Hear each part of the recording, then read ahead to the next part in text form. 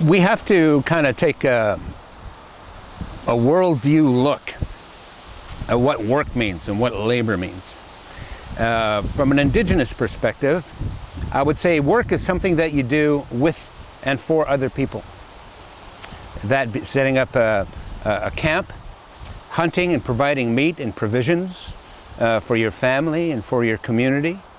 We don't see that as work and labor in what is now a contemporary definition of those two terms. But it's something that is giving, because not only do you give your sweat and toil and tears for something, but you also give your heart. So a part of you is a part of what you create. So work in that perspective becomes a different way of seeing that relationship.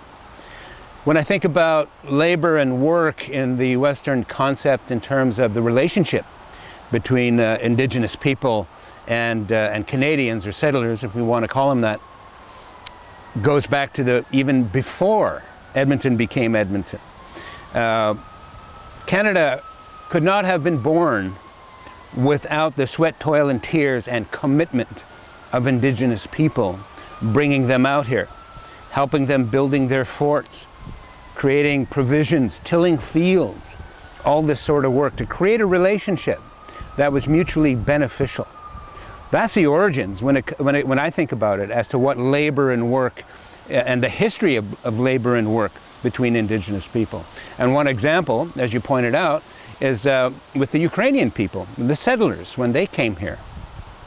They relied on the relationship with Indigenous people to help them with their fields and their field work and their farm work. In turn, the Indigenous people received something in relationship in return as well.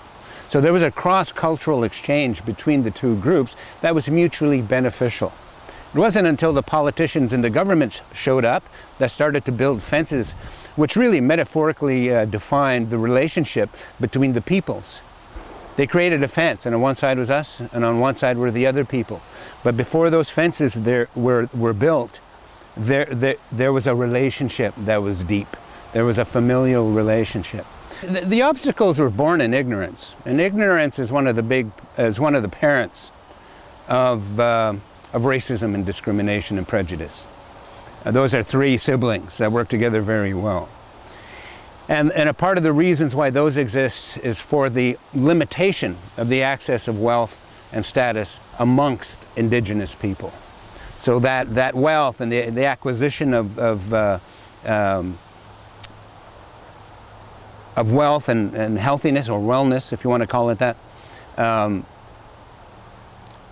has been tainted by those ideas and those notions. Legislation had come in that separated Indigenous people. For example, Indigenous people until 1951 could not protect themselves with a lawyer. It was illegal for a lawyer to defend Indigenous people. And we couldn't vote in the federal election until 1961. So Indigenous people were marginalized, legally, forced to live on small patches of land that we call First Nations, and very limited in what type of labor and work they can do to sustain their own families. Trade unions, or unions, weren't a new idea to Indigenous people, because the concept of the union is to work together and to protect each other and to support each other in times of need. And that really defines what a traditional Indigenous community is all about, is how can we work together to mutually benefit from what we can gain together. So unions were also influenced. It's an organization, it's an institution that is also influenced by the zeitgeist of the time. So if racism is rampant and unchecked, certainly these organizations are going to be influenced by that. It doesn't make it impossible for an Indigenous person to rise to the top of those institutions, but it makes it even more challenging to take that effort, to make your way to the top, to become a leader within the union. And I've known a few of those union leaders that told me stories of those struggles and that consistency. But they also said the same thing I just did, is I was thinking about the next generation. I was thinking about how can we make things right?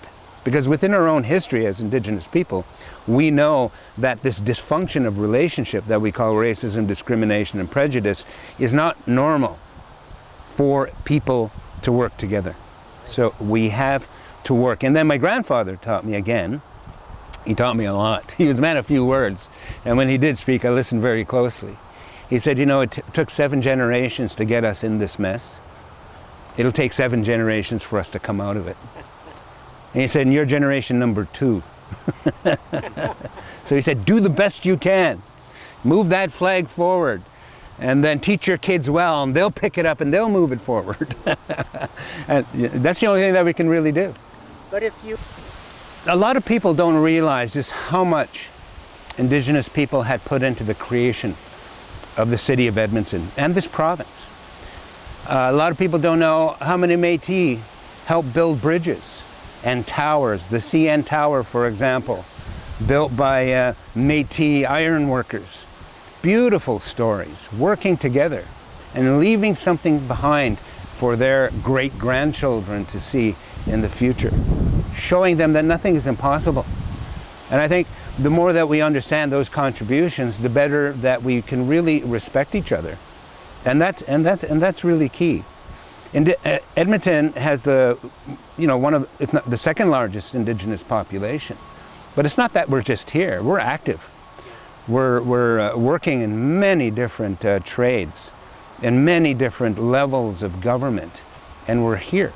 And I think that's the story that really needs to be told.